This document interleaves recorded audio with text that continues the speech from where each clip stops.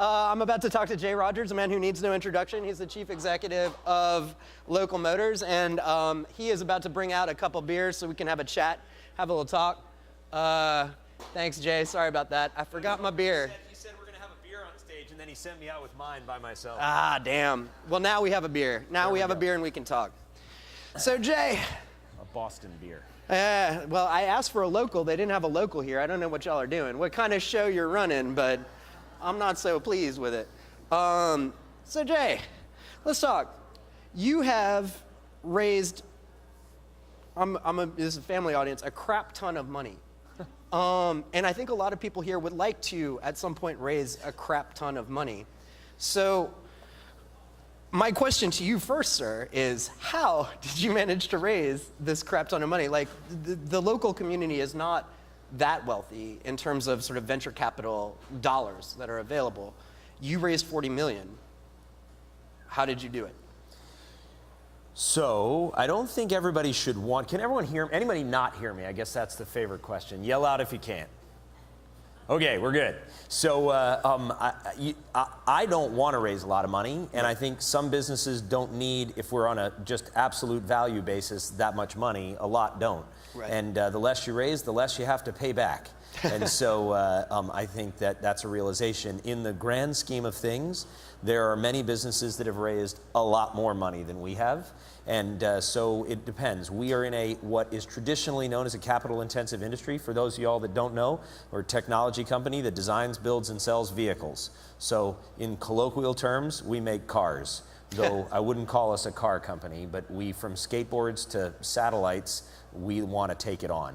And so we need capital to do it. And how to go and do it?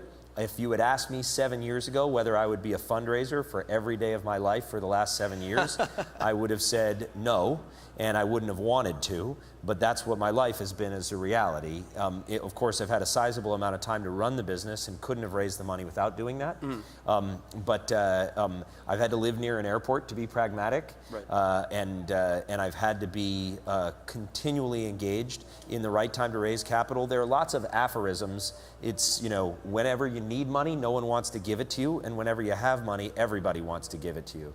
And so those aphorisms turn out to be largely true because you're in a supply and demand market in any kind of entrepreneurial activity you are. And so, if you are heavily in demand, then you have the ability to drive your price up. When you started the company and raised the initial capital, did you research, and I don't mean to belabor this point, but I feel like there are a lot of entrepreneurs in the audience, and this might be more interesting to them than me grilling you about how really cool Local Motors is. Sorry, but yes. Sorry. But so when you set out to raise the initial amount, did you have targets in mind? Did you go to just the local community, or was anyone helping you? So if it's helpful, I went everywhere to raise money. And where I started with the usual suspects. I went to Silicon Valley, and I went to London. I went to Route 128 in Boston. I mean, where there's money, you'll go and try to find it. I went to Silicon Alley in New York. I went to Austin, Texas. There are a number of places which are known for having investors that want to raise money. And what I was doing at the time was being very, very disciplined and going down the list and saying, if I can shake 100 hands, I can get 10 meetings. If I can get 10 meetings, I can get 2 warm leads. And if I can get 2 warm leads, I can turn one of them into a hot lead, and maybe I'll get an investor out of them. Or become friends with a reporter, and they will tell you who to talk to. That's another way to do it. And the secondary ways of triaging your appointments make a ton of sense.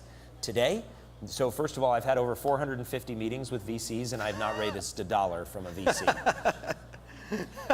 So much for that theory.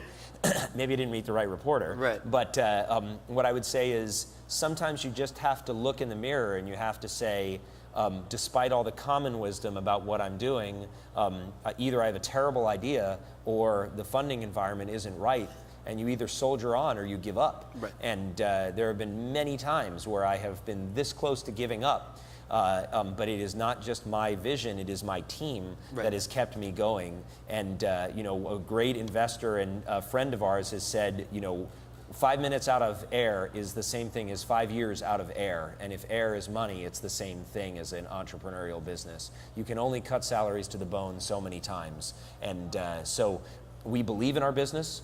Our team believes in our business. And more importantly, it is the right thing for America, and it's the right thing for the world to challenge our vehicle innovation ecosystem. So there's my pitch about local motors. We need it. And we have been passionate about it, and I am now outspoken about the fact that we have a capital deficiency in this country, and we say we're good at risk capital, right, but we're not. We're good at certain kinds of risk capital, and otherwise the tail gets very, very thin. So if you're in hardware, I'm sorry.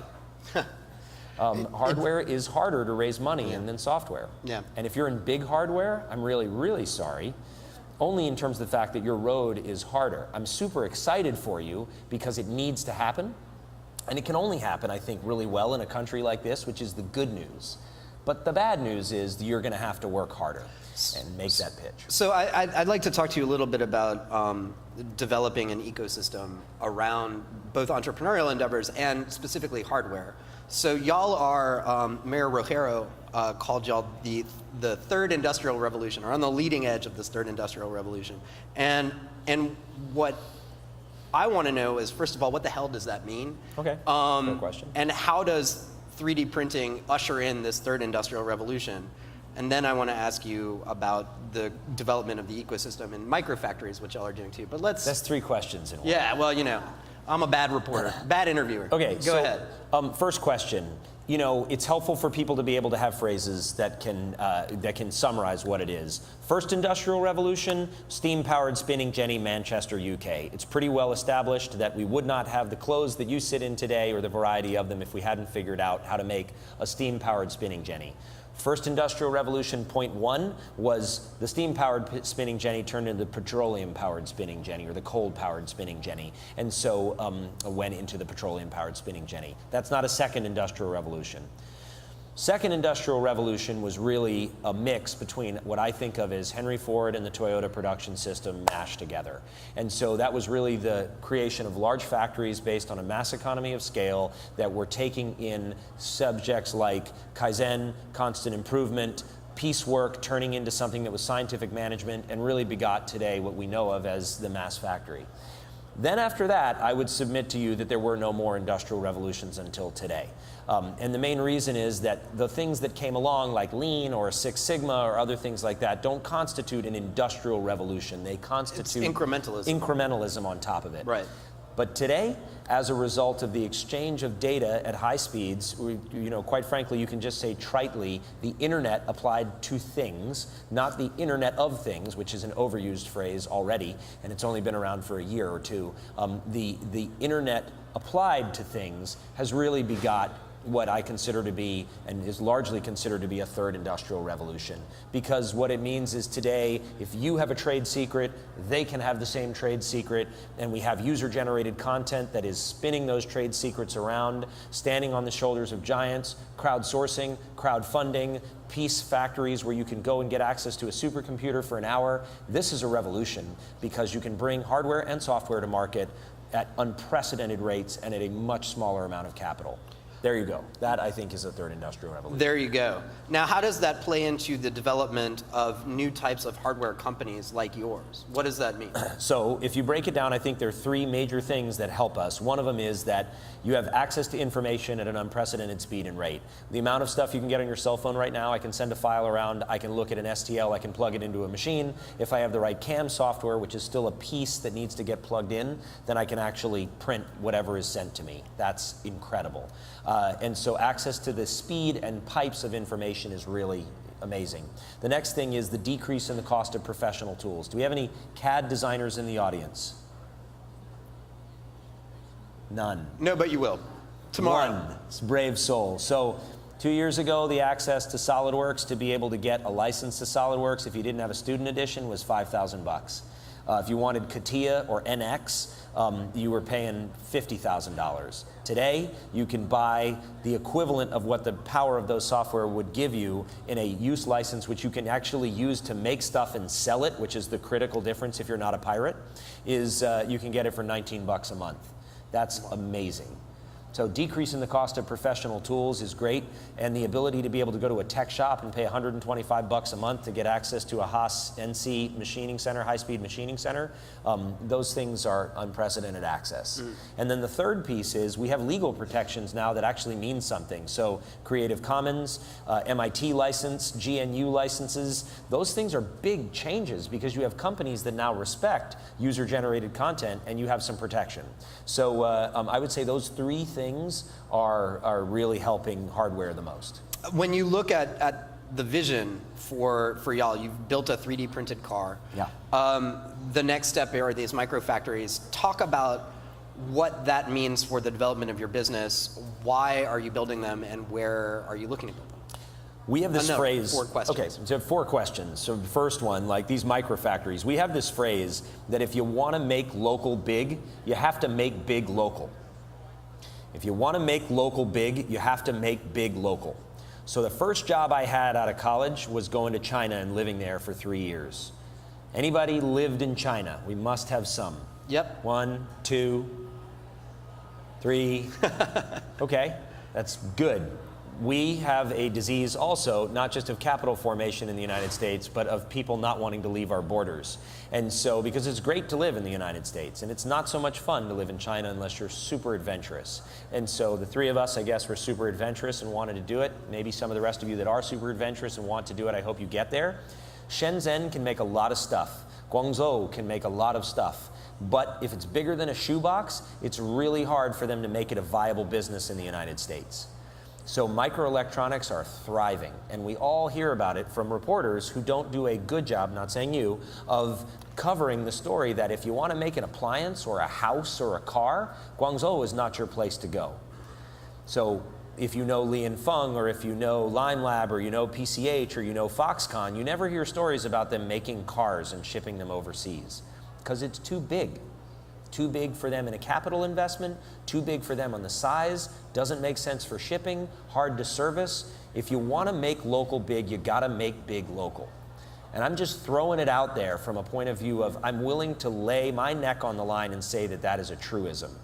If you're in microelectronics or you're making Pebble watches, you're going to have a hard time doing it locally because there are a lot of reasons why there is an economy of scale that's developed and given scope also to Kickstarter projects that's hard to compete with. So the reasons why I think microfactories are meaningful are based on size. Right. And so that's one critical thing, that if you set up a micro-manufacturing capacity and you're making something that's big, you got a running shot of being able to make it work. And that's really cool. If you live in Chattanooga, or you live in Knoxville, or you live in Gainesville, or you live in San Jose, you want to make something happen. Yeah. So that's why we did it. All right, we have time for one more question, I think. And I just, as a parting shot, what non-platitude advice would you give to the entrepreneurs in the room other than to gut it out, and that it takes strength and determination, and you want to wake up hungry? So you can't say that, but tell these entrepreneurs something that will be meaningful to them about how to develop their businesses here in Knoxville. Haven't finished this beer, so I'm happy to have all of the other platitudes that I can't get out in this one question.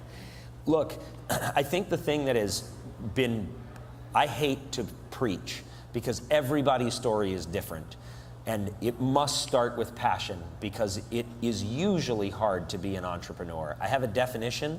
An entrepreneur is somebody, many definitions, but one of them is somebody who's trying to do something epic with resources that are currently beyond their control. So if you subscribe to that definition of entrepreneurship, that you're trying to do something epic with resources that are currently beyond your control, my advice is that if you feel like it is a great idea and everybody tells you so, it's probably already been done and it's going to be hard to make it epic. If everyone tells you that it's a bad idea, then you have 2 choices. It either is a bad idea and you should not do it, or you may have discovered something that other people think is not doable, but you know it is. And then you should go after it with gusto. So if that sounds like you, then I think that's a worthy pursuit to go after. It's a broad statement, and you may defy that, and I'm happy to argue it out with anyone, but that has sustained me over the entire 7 years of Local Motors and has been wonderful advice that was given to me, and I really appreciate it. It's not easy to be an entrepreneur, but if you are a pessimist with an optimistic brain, then that advice will make sense to you. And with that, I think we have to wrap it up. Okay. Sir, it's damn fun. Thank you. Fun. Thank you so much. Thank you. And I will follow you off that way. Okay.